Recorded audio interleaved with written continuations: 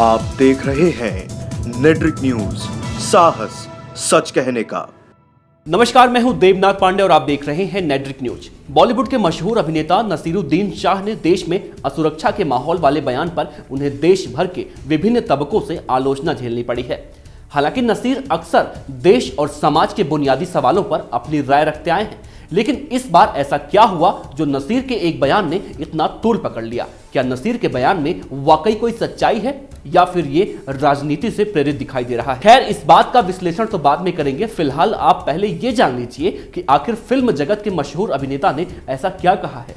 अभिनेता नसीरुद्दीन शाह ने कहा था कि इस वक्त समाज में जहर फैल चुका है, लोगों को खुली छूट मिल चुकी है, दोबारा इस जिन्न को बोतल में बंद करना आसान नहीं है।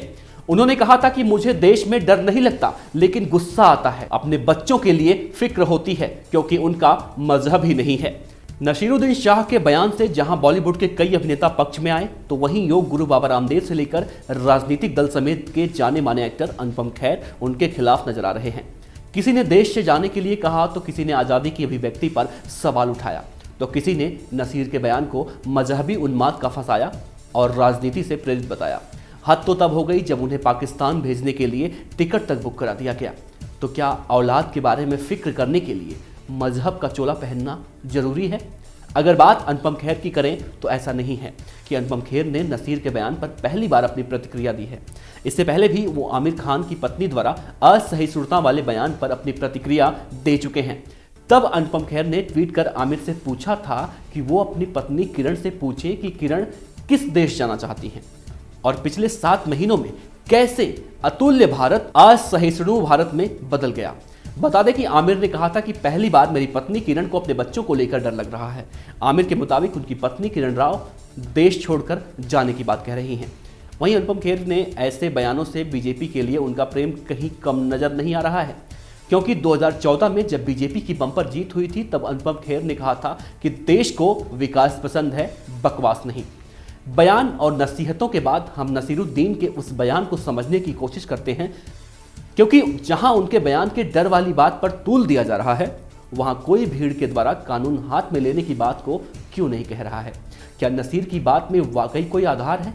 क्योंकि जिस तरह से पिछले 4 साल में मॉब लिंचिंग की घटनाएं बढ़ी हैं, मोहम्मद अखलाक से लेकर रकबर खान तक पिछले 4 सालों में मॉब लिंचिंग के 134 मामले दर्ज हो चुके हैं और एक वेबसाइट के मुताबिक तो इन मामलों में 2015 से अब तक 68 लोगों की जानें जा चुकी हैं। इनमें दलितों के साथ हुए अत्याचार भी शामिल हैं। मगर सिर्फ गोरक्षा के नाम पर हुई गुंडागर्दी की बात करें तो सरकारी आंकड़े कहते हैं कि साल 2014 में ऐसे 3 मामले आए हैं और उनमें 11 लोग जख्मी हुए हैं, जबकि 2015 में अचानक ये आंकड़ा बढ़कर 12 हो गया। इन 12 मामलों में 10 लोगों की पीट कर हत्या कर दी गई, जबकि 48 लोग जख्मी हुए। 2016 में गोरक्षा के नाम पर गुंडागर्दी की वारदातें दोगुनी हो गई। 24 ऐसे मामलों में 8 लोगों को अपनी जानें गंवानी पड़ी, जबकि 58 लोगों को पीट कर अधमरा कर दिया गया। 2017 में तो गोरक्षा के नाम पर गुंडाई करने वाले बेकाबू हो गए। 37 ऐसे मामले हुए जिनमें 11 लोगों की मौत हुई, जबकि 152 लोग जख्मी हुए। साल 2018 में अब तक ऐसे 9 मामले सामने आ चुके हैं, जिनमें 5 लोग मारे गए और 16 लोग जख्मी हुए। कुल मिलाकर 4 साल में मॉब लिंचिंग के 134 मामले सामने आए हैं, जिसमें शिकार 50% मुस्लिम समुदाय के लोग थे। वहीं अगर हम सांप्रदायिक हिंसा की बात करें तो देश में साल 2014 में जहां 252 घटनाएं हुई थी, वहीं साल 2015 में 330 घटनाएं हुई हैं। सरकार चाहे कोई भी हो, कांग्रेस की हो, बीजेपी की हो, लेकिन हकीकत तो ये है कि सांप्रदायिक हिंसा में इजाफा लगातार हो रहा है। वहीं उत्तर प्रदेश में 2015 में 155 दंगे हुए, तो 2016 में 162 और 2017 में 195। हालांकि साल 2013 में मुजफ्फरनगर दंगे को कोई भूल नहीं सकता। जिस तरह का डर नसीर ने अपनी बयान में बयां किया है, उससे तो यही लगता है कि अगर भीड़ के लिए कानून को हाथ में लेना खिलौना बन चुका है, तो कहीं ना कहीं पुलिस, अदालत और इंसाफ सिर्फ शब्द बनकर न रह जाए। अगर आप ये वीडियो फेसबुक पर देख रहे हैं तो हमारे पेज को लाइक करें और यूट्यूब पर देख रहे हैं तो हमारे चैनल नेट्रिक न्यूज को सब्सक्राइब जरूर करें। शुक्रिया। हमारे साथ जुड़े रहने के लिए हमारे यूट्यूब चैनल को सब्सक्राइब करें, साथ ही बेल आइकन को दबाएं। नेट्रिक न्यूज की खबरें सबसे पहले देखने के लिए।